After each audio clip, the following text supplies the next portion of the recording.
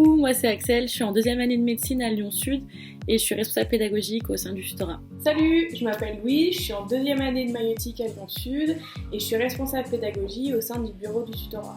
Je m'appelle Pauline, je suis en deuxième année de médecine et je suis responsable pédagogique au sein du tutorat cette année.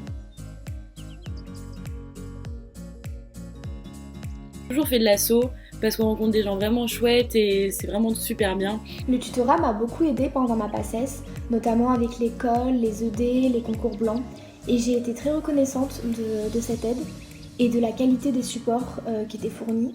C'était eux qui me fournissaient mes cours et mes entraînements, vu que j'avais pas de boîte à colle, mais aussi ils représentaient un peu tout ce dont j'avais envie, c'est-à-dire passer en deuxième année et faire partie d'une sorte de petite famille d'amis. Donc globalement, c'était inimaginable pour moi de passer en deuxième année et de ne pas faire partie du tutorat.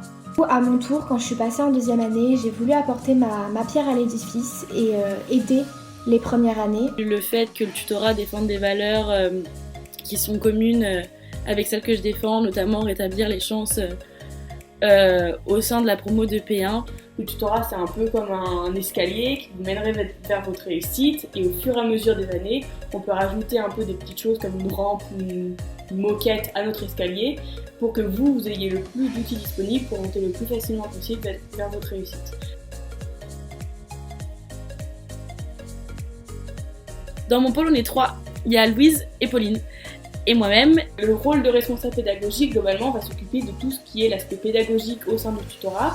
Donc ça va être la supervision de l'équipe pédagogique, donc que ce soit les tuteurs ou les responsables matière. On a un rôle de gestion et de formation des tuteurs. Ce qu'on fait à la pédago, c'est qu'on gère tout ce qui est les supports pédagogiques, donc l'école, les ED, les concours blancs, les packs de cours, les packs ANA, les Ronéo. On va tout remettre en place qu'ils vont nous fournir, créer les épreuves, aller en amphi pour pouvoir surveiller l'école. C'est nous qui allons donner des dates pour pouvoir vous rendre des épreuves le plus régulièrement possible. On gère tout ce qui est équipe de tuteurs, on les accompagne dans leurs projets, on les suit dans la réalisation de leurs épreuves. Faire l'intermédiaire entre les tuteurs et le bureau et le vice-bureau. Et l'importance d'être l'intermédiaire, c'est que du coup on crée un espèce de suivi du tuteur parce qu'on a un lien de confiance entre les deux. On gère également la partie tutorat sur Claroline et la plateforme du tutorat, donc la plateforme de QCM d'entraînement.